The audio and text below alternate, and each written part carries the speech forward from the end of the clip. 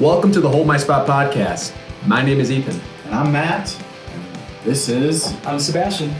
So, what we typically do here is we go to concerts and we tell you all about them. So, Matt, what concert are we talking about today? Well, before we jump into that, let's introduce Sebastian. Sebastian is my neighbor, first of all. Whoa. Oddly enough, also runs another podcast. Why don't you say the name of the podcast? Yeah, so it's a bit of a longer title, but then again, this is Bilmuri we're talking about, so there's some longer titles in this video already. My podcast is called The Music Corner, Riffs to 808s. We talk about everything from riffs to 808s and heartbreaks, everything in between. We review 6 brand new albums every single week. And yeah, we've been doing it since 2020. Yeah, there's tons of episodes, a lot of great content. They're on all the social media channels and definitely Spotify, so definitely check them out. Sebastian's been in a lot of bands. He's very musically inclined. Really happy to have him here to give us some insight. And the whole reason we're even doing this episode is because Sebastian wanted to see this band. Yeah. So the band that we're talking about is Bilmuri. And I had no knowledge of them at all until I realized that I actually did, which I'll talk about a little bit later. And Ethan came in totally blind, which he loves to do. So I do love to do that. And Bilmuri, not to be confused with the very famous actor, Bilmuri. Yes. Nailed it. Yeah. And the funniest thing about it is one day I was just in my driveway and Sebastian pulled in to his driveway right next door, and I'm just standing there and he's like, "Hey Matt, do you want to go see Bilmuri?" And I'm like, "Hell yeah, I want to see Bilmuri. I love Bilmuri." Bilmuri is like the funniest man I've ever seen ever. So I am just so excited Ever? to see. Yeah, I think so. Like all those 70s comedies, Caddyshack. Listen, I'm not here to open up this debate on this episode, but maybe we'll save it for the Bilmuri episode. Yeah. But we won't talk about it during the Bilmuri episode. Yeah. Not to be confused with Not to be confused with Yeah. Bill Murray. Don't confuse Bill Murray with Bill Murray. So, he says, "Do you want to go to the show?" And I'm like, "Yeah, hell yeah, I do." And he's like, "Oh, no. Not the comedian, the band." And I'm like, "Oh." Did your heart sink? A little bit. But I'm like, I love live music. So I'm like, what the hell? I'll go anyway. If you love this band, I'll go see them. Kind of feed off, your passion for the band. And then I called Ethan, and pretty much you were like, "Yeah, let's do it." I was coerced. Not really. Let's clear. Look up the text message records. I'll prove it in Pull court of receipts. law later. Do you guys feel like where do you rate him on a scale of 1 to 10 on the neighbor level, with 10 being best neighbor? Super annoying. 1 being the most annoying neighbor possible. He does weird things in his hot tub. -5. Because of all the rabbits and everything. Whoa. I would say probably an 8 out of 10. All right, They're cool. cool rabbits. Yeah. Except for that. Except they're mean. Yeah, they are very. Whoa. Rabbits. What are we? Yeah, I've got a little homestead going here. Are you know about Are you this? breeding? Yes. The rabbits are breeding. Not me. Unfortunately, Matt is not breeding, but the rabbits are. You seem jealous. Yeah, a little bit. More than a little bit. Anyway, moving on. So I'm glad that we were able to go to this concert tonight to save the neighborly relationship. And I remember getting the message from Matt saying "Hey, Sebastian's super interested in this concert, really passionate about this band, Bilmuri." Yeah. I'm so dumb, I didn't even put it together. I was just like, Bilmuri. Bilmuri. Yeah, I'll check out this Bilmuri. Bilmuri. Didn't even occur to me Bilmuri. that this could be mistaken for maybe the funniest guy to ever live. I think he might be. I'll save it for the Bill Murray Chevy concert. I'm Chase sorry. be damned. Sorry. Roping that. Eddie Murphy. debate. Out there. Anyways, and I gave it I skimmed probably 3 songs Yeah. a couple months back, and I said, "Yeah, let's do it." Because as Matt said, I'm ready just to walk into concerts blind. Yeah. I love the thrill of a verdict Yeah. Oh yeah, that's always in fun. real time. Yeah. A verdict, which I will save for later. See, and I podcast. did the same thing. When Sebastian first told me about it, I'm like, I'll listen to a couple songs. And I was like, yeah, it sounds like super metal to me. Like I'm not like super interested in it. And then today before the show, I'm like, I better revisit some of these songs. And I'm like, holy shit, there's a saxophone, there's melody, there's not just that metal type screaming. Like, I actually really like this band. They're melodic and interesting and layered. And I'm like, I think we're in for a good time. You know, we've talked before in previous podcasts about betrayals. Maybe concerts you've been to that I didn't go to with you. Yeah. We agreed. May or may not. Sebastian, we agreed on Monday that him and I were going to go into this concert blind. Yeah. Together, holding hands. Yeah. Scale of betrayal. And like 0 to 10. we get in the car today and he's like, yeah, I listened to the entire discography. I couldn't do it. I had to listen. I don't know how to drive blind. Not the entire discography. I listened to like 5 songs on my way to work. Anyway, so you have 3 unique perspectives going to this concert, right? Mhm. We've got a real fan here, Sebastian. We have a budding fan, Matt, Yeah. and we have a blind fool in me. Fool for sure. So it wasn't just them though. There tonight, right? We had an opener. Right. What was the name again? It is Miss. You're on the spot now. Oh no! Look it up. It's Skuff Google. Micksun. Skuff Micksun. Yeah. We have an issue Skuff there. Micksun. Low power mode. We're Yeah. flying, fellas. No worries. Yeah. Skuff Micksun. That's right. Any thoughts? You guys had anything stand out? Well, I know they're from Cleveland, so Yeah. I definitely appreciate that. I will never say anything bad about, somebody from Cleveland trying to make their place in the world. Oh wow. And Well, you just said it all, didn't you? it's not my cup of tea. So they were good. Like musically, like I was actually really impressed with the drummer, and he was totally into it. I thought musically they were good. I just did not jive with, No, that's fair. I with mean, everything. So music will not I be a don't thing have for to love everybody. everything, right? And I don't want to sugarcoat anything. I don't want to make things up, and I also don't want to say anything overly bad because there isn't anything overly bad. It's just not my music. no, I get And that's that. okay. And I had a similar reaction. I appreciate some things they did. I thought the lead singer, which it feels like it's really his project, is Mhm. what I sensed. That he's got this backing band. But it's really his vision for it. I was impressed by his ability to weave in and out of the beat. Like he was, I mean, at one point it was singing like a lead singer of an emo band, and other Yeah, times he yeah, was yeah. rapping, and Yeah. he was very versatile with what he could do up there, and he had a lot of thoughts to share. Like clearly, is someone who is able to sit in the dark and just write sheets of lyrics. Oh, for sure. So a very introspective individual, very interesting person. So happy to see that he was able to get this opportunity. He doesn't have nearly the following that Bill Murray does. So But there were a lot of people like bobbing their head and like definitely engaged in the. yeah, I don't think it felt like you felt like it was. You guys feel like it was consistent? Oh Like, yeah, very. Yeah. Yeah, definitely. because sometimes like you go to a concert and you feel like the opener is just very inconsistent because it's Yeah. maybe just like a favorite of the headliner band. Like we love this band. It's Yeah. not Right. it doesn't sound like us, but we love it. Yeah, or like a party favor kind of thing. Yeah. Something Yeah. Like that. Yeah. Yeah, I felt like this was a nice warm up. Yeah, I mean they're for what was to local, come. so they bring their draw in for Bill Murray, who's still making their way. It's not like I don't think everybody that was there to see just Bill Murray. I think the other band definitely had a pull. Yeah, definitely. And Especially it was a being sold local. out crowd, which was amazing. I mean, there was a lot of fun in the audience. I mean, a lot of moshing and Yeah, there was.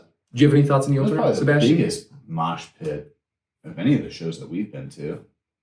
Yeah, I think you'd have to be right there. I mean, Beachland being It was like wall to wall. The mosh Yeah. pit. of the bigger, I Yeah. mean, it's one of the bigger venues we go to on a regular basis. Yeah. bigger, small venues. Minus, going to like an actual Rocket arena Mortgage or Fieldhouse. something. Yeah, right. Exactly.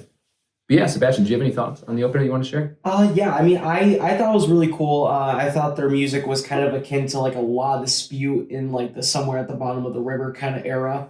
So like a lot of like spoken word, a lot of like Yeah. you said, introspective kind of sounds. I did like the sound of the singer's voice and just like how he can switch up kind of like his timbre, make it more pop Yeah. punk, make it more like that kind of like Midwest emo kind of like spoken word, like, I'm just gonna get all my thoughts down without even worrying about like singing on melody, and then there's even like this kind of like really fast-paced staccato kind of I would say like kind of like a staccato kind of like, I wouldn't call it rapping because there's a little bit more melody to it, but there's a lot of like fast-paced kind of staccato lyrics that you would have in there, which I thought was cool. It's a good blend of everything. The instrumentalists I thought were really good. Definitely. As a bass player, I always look at the bass player myself because I'm just like, oh, what is he doing? And I see like, at one point he's like slapping the bass, and then other parts like he's like kind of like driving the main part of the rhythm really well. The drummer also did a really good job. I gave him a fist bump on the way out of the venue tonight. Nice. I said, "You guys kicked ass." I always try to say something if I see the band, at a merch table. I always just try to say like, you guys were great. I know it's very bare minimum, but I always want to feel like, I always want to give a band something that they want to hear. It helps for sure. It always does. I mean, even if I don't think I'll ever check out the band afterwards, I at least want to tell them, hey, you guys are good. There's something here. Yeah. And he said that at something to that, in the spirit of that, like at the end, like, thank you for keeping us alive. And that's like the spirit of so many bands today. We were talking about this a little bit at the concert.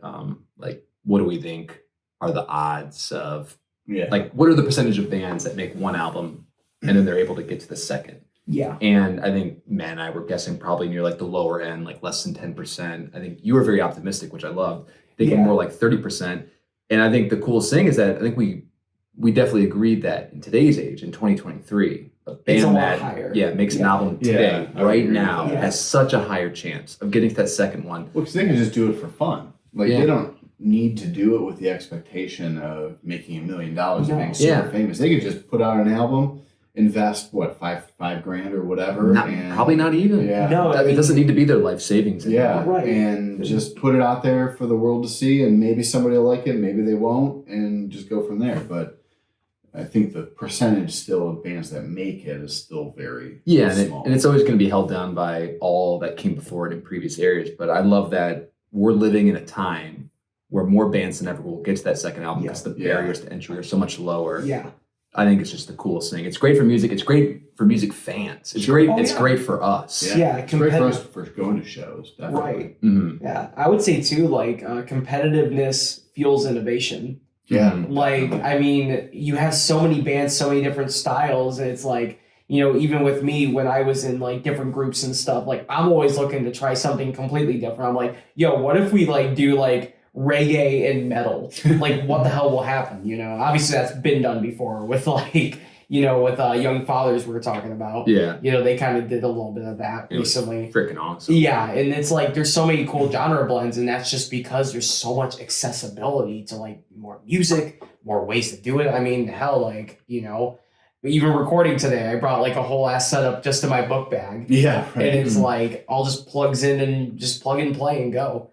So that's awesome. It also helps when you're a 4-octave singer like Sebastian is here. Our humble guy's like, I know bass. It's like, he can sing in 4 octaves. Everybody, I've just listened so to you're music aware. before. Yeah, I've heard it. It's rad. I'm into it. I like it. It guys makes me feel good. Any other thoughts on the opener? I don't. I just would like to see them keep going. Yeah, definitely. Just like any band, I always wish everyone the best. Even if I don't like the music, keep going. Yeah.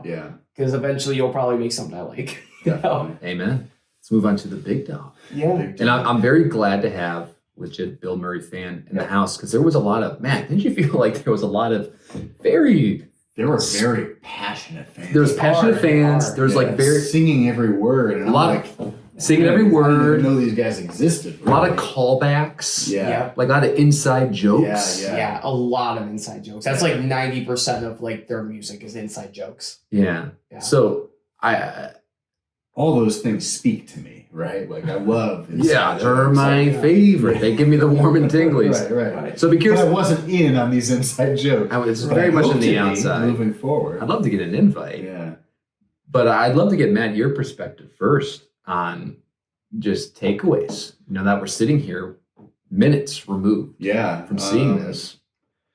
So I already told my story about how I felt getting invited to the show, but actually being there, I mean, it was very, for me, my taste, it was very approachable. I loved it. I mean, they played, every song was a banger, like lots of action in there, lots of passion, fast paced. I mean, they played maybe one slowish song the whole time. And I don't know what it is, but holy crap, do I love the saxophone overlaid with rock music. It reminds me of a band like Trophy Eyes is a band that I really like that has that element, or like even M83 at the end of Midnight City has that sax solo. Like, I love that. I don't know what it is, but I love that. And to have somebody that was playing sax on pretty much all the songs was great. It was a great combination for me personally. But I thought the lyrics were earnest. Everybody musically was very tight.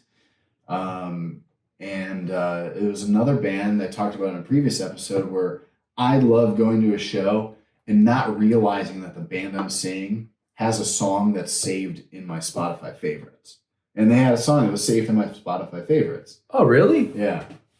I don't remember which one it is off the top. Was it one of the name of it? Was it one of the more up-tempo ones? It was one of the more up-tempo, poppier, catchier ones, but that really narrows it down. Yeah, right. It's something that the algorithm fed to me a while ago, and I ate it up, saved it, and then tonight it's like, like a homecoming. Like, holy crap! How are you so lucky to keep having this feeling? I don't know, but I've listened to this song like 25 times on my favorited songs, and then I got to see it live tonight. So that's awesome. I love that. So overall, extremely happy with this show tonight. It was in one of my favorite venues, the Beachland Ballroom. Great venue. Yeah. You got to go to a pretty cool bar beforehand. Yeah, we got some sausage. Yeah, we ate some We got some po' boy. We had 3 options for food. It was Polish sausage, kielbasa, or a hot dog. You could choose whatever one you want. Yeah. And then it was with crowd or without. Hold on, there was a bag of chips. There was a bag of chips. Then you put all the sausages in a bucket. You don't like a bucket of sausage? Yeah. But and they did have a good bourbon selection. Me as a you refined, like bourbon? Corpo punk. Yeah, I do enjoy my bourbon. Noticed, yeah. So if you can see it behind Sebastian there, there's just a few. That's just that's just where the collection ends, right? Yeah. There's nothing beyond that. No, that's it. So moving on. So, anyways, Sebastian, you being a real fan of Bilmuri, I mean, Matt is clearly in the same ranks as you now. He's going to be doing a deep dive on the entire discography. I'm very excited for you and your journey. Heck yeah. I think you've seen them before live. Yes. How recently was that? This was last year at May Halls. Not Mahal's. Not Mahal's. Yeah. I learned what idiot would ever say that? Yeah. Who would say that? Yeah. Who would pronounce it wrong? But an idiot. Anyway. But yeah, with their concert before, it had a very similar lineup. And actually, the only thing that was different lineup wise is they had a bassist. I don't know why they got rid of the bassist, but I mean, hey, it probably just didn't fit the sound completely. I feel like having 2 guitarists probably helps with a lot. They did have a backing track. You could definitely tell, most bands do in general, but it's become kind of a as a vogue thing. As a bass guy, did this feel like a personal attack? I mean, it's okay. One more unemployed bassist. Yeah, I mean, it's okay. Most of us. Where will it end, Sebastian? Right. Most of us just sit in our bedrooms, It's okay. I mean, even with like some of my favorite bands like Periphery, their bassist who does all the production work and everything does not play live. Guy's an incredible virtuosic bass player, but yet he's not playing live. Everyone else would but him. I mean, not to make this the Periphery pod, but why? I think the dude's just busy. He has his own like bass like application on computers. He makes like all the production work. He does a lot of other things for other artists. So I think the dude just has way too much on his plate to do like live tours for a long time. I kind of wanted you to be like, he's got like a dog grooming business, and it's like It's really taking off. I mean, that would be really fun. Though. I'm not gonna lie. No, it's more of the boring things. Like he just has a lot on his plate and probably can't make it due to that. You're saying the set list was similar, or do you mean just the actual band lineup? Just the band lineup. And when you say that, because like, is this a band in the traditional sense, or is this like a solo project with a backing band? Yeah, it's definitely the latter half. So Bilmuri is an artist known as Johnny Frank, who does like pretty much guitar, vocals, and just kind of like composes everything. Of course, he has people like on the editing side of things that will like mix and master, but pretty much he does all the writing and everything. And recently, he was like, "Yo, I remember on Instagram he posted, I need live musicians to help me with a thing, like maybe a saxophonist, maybe a flute player. Like I'm holding auditions. Just send me your invoice and your resume." Yeah. And I was kind of tempting like auditioning as the bass player and everything. But it was just all the way. It was like 2 hours away from where I currently live, and I was like, as much as I would love to do that, I don't want to mess up my future with schooling and stuff. Fair like enough, that. but you could have been inviting us to your Bilmuri concert. Right. True. That could have been really cool. Yeah. But yeah, so And you have plenty of time in your life to make decisions like that. I mean, I'm in my twilight years. Listen, I am stuck as a corpo. Like that. There's no moving. yeah, once a hack, always a hack. You could go on tour. You should go on tour. Yeah, I would love to someday. Hey, if I ever do anything musically, Go on an audition. Yeah, we need you to tour so we can live vicariously through you, Sebastian. Yeah, that would be cool. Even We're if just I'm a gonna- roadie, like I would love. Yeah, the stories you would accrue. Yeah, like- definitely the people you would meet. Right, because I've done audio for people before, and that would be even cool too. Just to like sit there and just like be that person. Shit, the mic's not working. Can you plug this in for me? Oh, wait. Really quick, the guitarist actually burnt the cable. Can you grab a new one really quick? Like something, yeah. Like Anything. Just to be involved. Yeah, roadies are definitely the most unsung heroes of any concert. Like I don't care what anybody says, they are the most unsung heroes. I believe it. Yeah.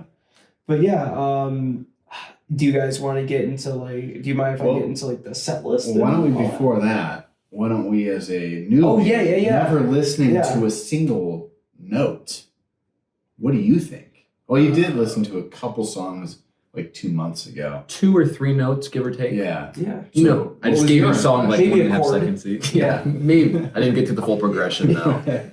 Yeah, I mean, I echo a lot of things that you said. I just felt like it was extremely accessible music for an audience of 650 people. I was like, this music is made for an arena.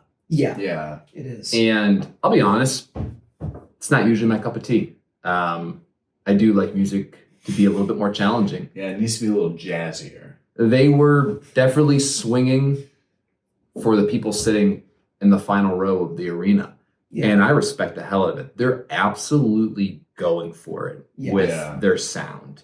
It's extremely ambitious, I think. And I think that our boy Johnny, he wants Bilmuri to grow. He's got a vision for this group, and he doesn't want to slow down the growth of it. And I think they will continue. Based off the passion that I saw in the ballroom tonight, oh my gosh, I have no doubt that it's going to continue to resonate with 20-something-year-olds everywhere. Like, I mean, that was just a packed room with just people that are, and I get it, like that mid-20s kind of malaise. Yeah. Where you're just like looking for meaning in this post-college world. And then you latch onto someone like Bilmuri, like Johnny, who has this message, these lyrics that just resonate with you, this sound that resonates with you. I couldn't believe it, how people knew the words almost like it was a reflex. Yeah. Like they just... Every word. It's almost scripture, honestly, to like most of the fans. Yeah. But we were talking looking around and I'm like, how does everybody know all these lyrics? Oh yeah. But we were talking a lot about metal on the drive up, and it's something that I'd like to get into. It's not like inherently there for me right now, but I'm very open to it. Yeah. And Sebastian told me that Bilmuri is like a very good bridge band to that. Very much you said so. Heavy pop. Is kind of how you would describe them, or maybe how they've described themselves. Johnny Frank, in an interview I watched, because I watch another YouTuber by the name of Punk Rock MBA. I think you guys would really like him. Is he more or less punk than us? He calls himself that, but like he talks about everything. You know, is but he more or less punk than I'm gonna us? be honest, just because of his experience, very much more than most people. Whoa. Most people. So we're more corpo than he is. Well, we're more corporate than most. Yeah, That's true. Like- we are very much corpo. Yeah, that's okay. but he's It's okay. he's insane. But he had Johnny on for an interview, and he said, "How would you describe your music as a genre?" And he said, "Oh God, I guess heavy pop."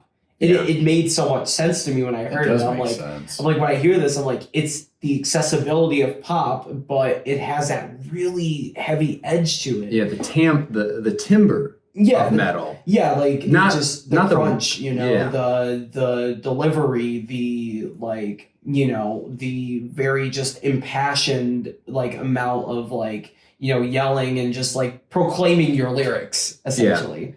So it has that kind, and even the DIY aspect on top of all that. Yeah, of as course. well. A little punky, yeah. No, I totally agree that the timbre of metal, the melody of pop, the rhythm of pop, all together making it a very nice bridge, right? Because that's where I was struggling, honestly. It's like a little bit like the timbre of Yeah. metal, like the crunch, Yeah. it's abrasive. the wall of Yeah. sound Yeah. that Yeah. is metal, and then some of the scream singing, which, my gosh, I think his name was Reese, Yeah. who was the He guitarist, was really good. and Yeah, he's also, stepping on the Vox. Yeah. He was unbelievable. I think I maybe bought in on that style of singing just based off him alone. He was compelling. No, he does. Him and Johnny both, because Johnny can scream too. Because he was a little bit more background. He was in a band called Attack Attack. Mhm. They're like one of the biggest. Like there's an era called the MySpace metal era, and a lot of bands came from that scene, like Day to Remember and like Memphis Mayfire, Beartooth, which also is a subsidiary of Attack Attack as well. A lot of people came from Attack Attack. But they had like this almost viral like song called Stick Stickly that went big. And Johnny is the screamer on that song. Mm. He does all the screaming and guitar work on it. Wait a minute. How old is Johnny? He's in his 30s. Okay. But he was So in maybe he I was wasn't like the oldest guy in that Yeah, concert. Johnny is advanced in his age. Yeah. Oh, he's very- also in his 20s years, just like me. yeah, he's a millennial, but with the mindset of a Zoomer. Elder, like There an we elder go. millennial. Yeah. And the Zoomer thing, that was something we discussed a lot as well. I actually, Lots of Zoomers. I was a little concerned going into it It would because be like too Zoomer-esque. Yeah, I mean, too it was- like out of your it was a sold out concert, Yeah. and you're a Zoomer yourself. yes. I'm kind of like right in the middle, millennial, and Matt's an elder millennial. Sorry, that's just the term. I didn't mean to throw elder. Yeah, It's that's right. It's the term. Some And- people like that about me. It brings wiseness. That's right. Yeah. Yeah. So, anyways, with Zoomer humor, Yeah. it's what I can appreciate about it. It's always like 4 levels of irony removed from reality. It's nihilistic almost. Yeah, it's extremely nihilistic. Yeah. And I was a little bit worried that the music would reflect that as well. Yeah. There's like this spectrum of extremely ironic music, extremely earnest music, and then everything that falls in between. And, I'm fine skating through the spectrum, Mhm. but I never really want to land too far on the extremely Right. ironic side. I was worried that It would get to this that Zoomer point. music would just be living over here. Yeah. You look at some of the song titles, like what were the most ironic song titles on the set list, Sebastian? So you have oh my god, you have absolutely cranking my MF and hog. That's one of Well, that's a them. metaphor, right? No, there's He's nothing actually to it. cranking that MF and hog. Yeah, he rides Oh, wow. rides a John Deere tractor in the music video. You also have Anabolic Spudsman. Yeah, that's I like that song a lot. Yeah, Level 99 Roid Mage. Yeah. Midwest Lawn Care's dad, who's Master Brains. And then large throbbing positive mindset. Mhm. And then you also Throb have fluoride in the hard seltzer water as well. I don't always get the fluoride after a No, dental no. cleaning, but But yeah, Sometimes. you gotta have it in the hard seltzer water though. Yeah. That's their main message. so you can understand why maybe I was hearing about some of these aforementioned song titles and thinking like, oh my gosh, is this just going to be a Zoomer fest where Yeah. everything is ironic? And here's the thing. It wasn't like that at all. No, it you really you wasn't. used the word earlier for him as well. Incredibly earnest. Yeah. Such a likable guy He that really Johnny Frank was. He was I immediately. wanted to hang out with him. after He the felt show. relatable. I felt like I'd known him Yeah. for years. Right. Yeah, he just had that intangible about him. But yeah, that. So I guess in summary, my thoughts. I don't think I'll be doing a deep dive if I'm being completely candid. But Yeah. I think they were extremely sharp, very polished for their second tour ever. Sebastian was telling Yeah. me. It's like second or third, but like needless to say, Bilmuri just started as a touring act since like the pandemic. Yeah, but very relatable lyrics, extremely earnest, a very passionate fan base. It's only up and to the right Yeah. for Yeah, Bill Murray I from agree. here, for There's sure. going to be big things coming out of them. Yeah. Yeah. Hmm. What were there anything else that stood out about not just the Well, I set? wanted to mention the name of the song that that was in my, which actually I don't even know if I see the name here. I'd have to look it up and maybe put it in the comments later. But there was that song that was in my most liked songs, and then I heard it. And I was like, Anabolic oh, diapers. yeah, I don't even. It wasn't that one.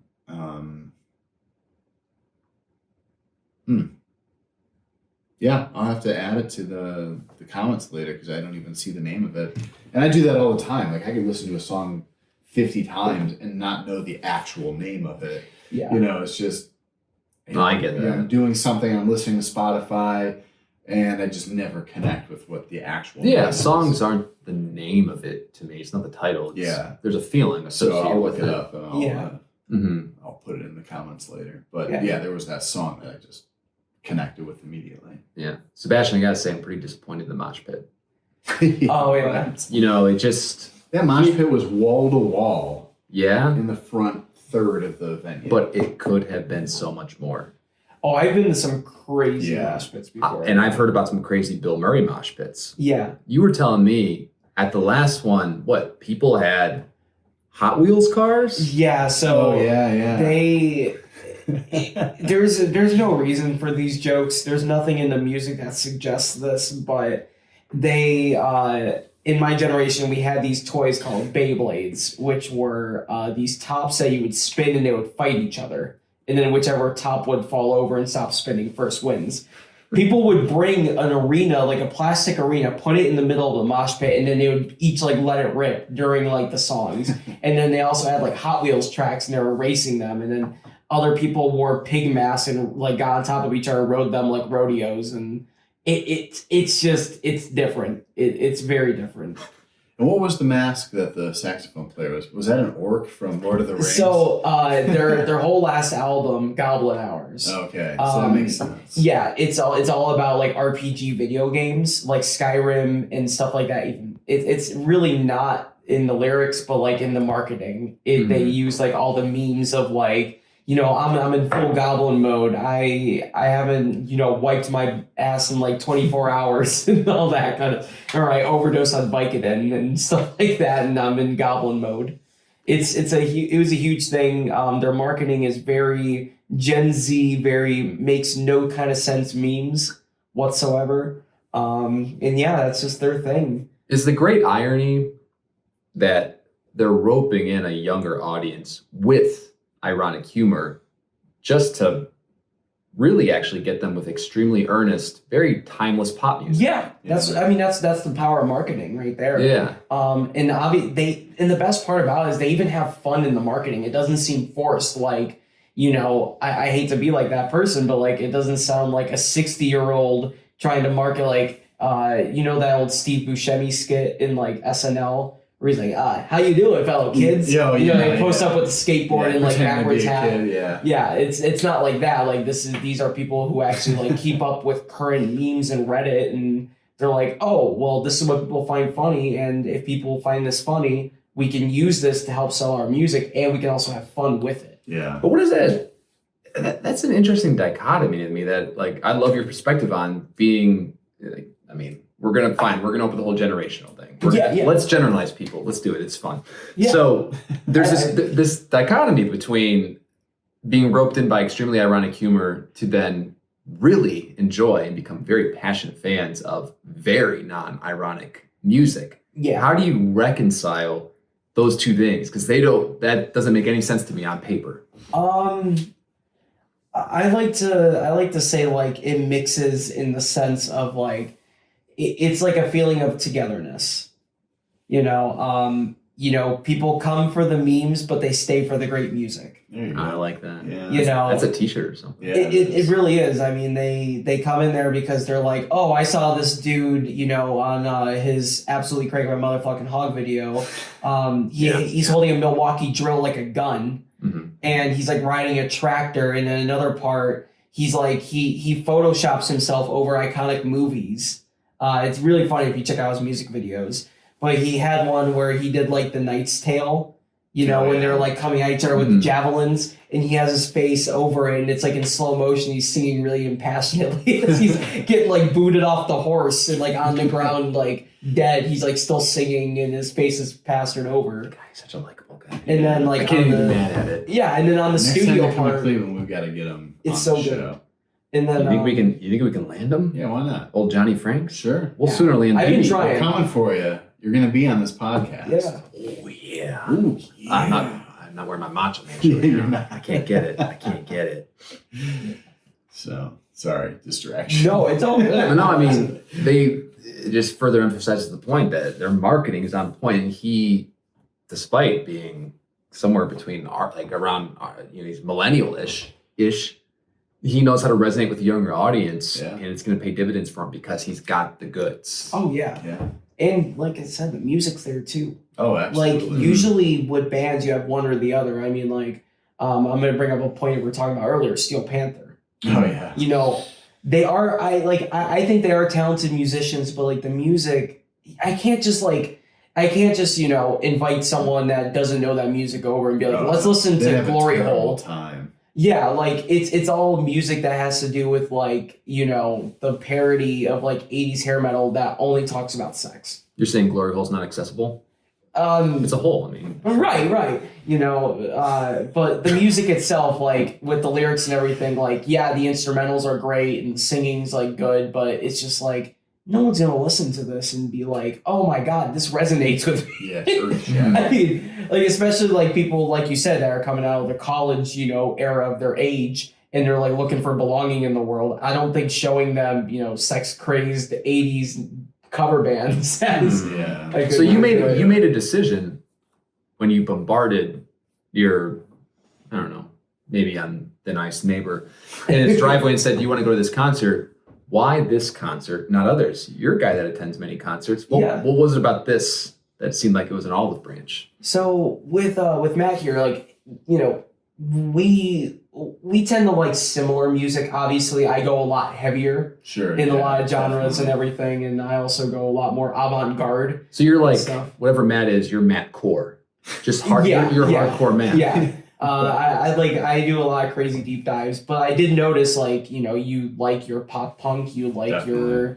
you like your really like, that's not like a knock at you, but it's, accessibility. Sure. You like things that are super catchy that you can remember very well. And the band that immediately comes up to me is Bilmuri. Yeah. And, I also just didn't have anybody else that really wanted to go because my other friend is at was like the a last festival. resort. No, it's not like that, but I had another Maybe friend second that was to last. yeah. Maybe. Yeah, no, third It was- class. It was okay. just above going alone. Yeah. It was, This high. Of parents were next. Yeah. Honestly, my mom probably would have liked it too. She would. She told me that she liked some of the songs. It's so accessible, and I can remember the names, and it's catchy. Right. But yeah, so I just thought, because he likes bands like Thursday, Paramore, all that stuff, and this band, they have very positive lyrics, and they have good edgy instrumentals, but also like funny names, and also just like I said, just a timelessness Speaks to it. to me. Yeah. It just speaks my language. Yeah. And some of before we go, I want to clarify a couple inside jokes. Wiping with this knuckle? Do you know the story there? There's really not at all. Obviously with the goblin hours, it means like you're going feral, like you're being like a caveman or goblin. So when he says he doesn't wipe, I hope Johnny actually does in real life, but in the character as a goblin, you want to be grotesque, you want to be, abrasive, you want to be gross, so you don't wipe after you use the bathroom. Yeah. Johnny Frank, more like Johnny Stank. Ooh, Oh, that's good. That's what you did good. there. That's good. Very nice. Yeah. And that wraps up another episode. Yeah, so that's that inside joke right there. It's just more of just like, just adding fuel to the fire of not wiping for your goblin hours. Do you recall any other inside jokes that just completely befuddled us? No, I don't know. Yeah, I can't think of any others. Any other thoughts just as a whole, guys, on the show? I mean, I will say I'm just overall very impressed with how solid they are as a live performing group now. I mean, not to say that they weren't before, but they're just getting better and better. Yeah. It's cool to see a band that's from our home state and seeing them thrive this much. And then also I don't know, it feels personal to me because I've been a fan since Attack. Seeing, a person that was just the guitarist and screamer going on to make a project that's kind of even bigger than Attack now. Oh, definitely. Yeah, that's definitely cool for you. Yeah. Being able to follow that journey. Yeah, and also I've been following him since like his like Banana era, which is his album name. He had an album called Banana, and I've been following him since then, and it's checks out. He's been getting bigger and bigger, and funnier too on top of it. Like you don't hear that too often. Well, it must just be his throbbing hard mindset. Yeah. That's got to be this the point. large throbbing positive mindset. And I mean, my gosh, by the end of probably this week, Matt, you're probably going to be a bigger fan of Bill Murray than you are of, some have said, the funniest guy to ever live, Bill Murray. Ooh. Who are you going to be a bigger fan of, Bill Murray or Bill Murray? I feel like Bill Murray has like a direct line to my, And he's talking about the band. Yeah, I agree. The lyrics are good. Yeah, very relatable. But will you at least admit this was a better Ghostbusters sequel than the one we actually got? Better than Ghostbusters 3. Yeah. Maybe not quite Ghostbusters 1. Definitely not. No. You can't beat that one. That one's lightning in the bottle. Probably not 2. Maybe not even quite 4. But definitely better than 3. Yeah, definitely better than 3. Yikes. This was all like veering very positive for the band Bill Murray, and it just took some freaking stray bullets there. Bill Murray wasn't even in 3. Oh yeah, he was. He had a cameo. He had a cameo. Yeah, He was like a new cameo. Yeah. Yeah. Well, whatever. Yeah. So, but I am very satisfied by this show. I'm very happy I went.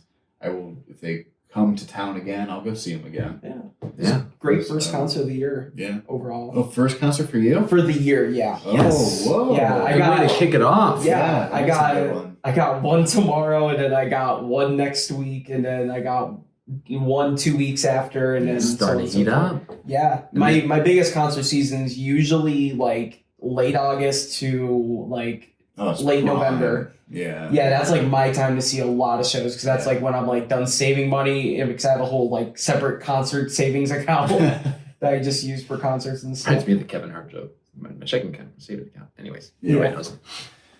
So he has millions of fans, but don't worry. Yeah. So anyway, that about wraps this one up. You have anything else to say, Ethan?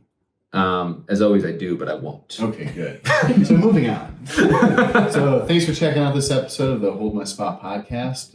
Like always, we go to these shows and we're going to tell you all about them, and we'll continue to hold a spot at all of these shows that we go to. Thanks for tuning in. Peace.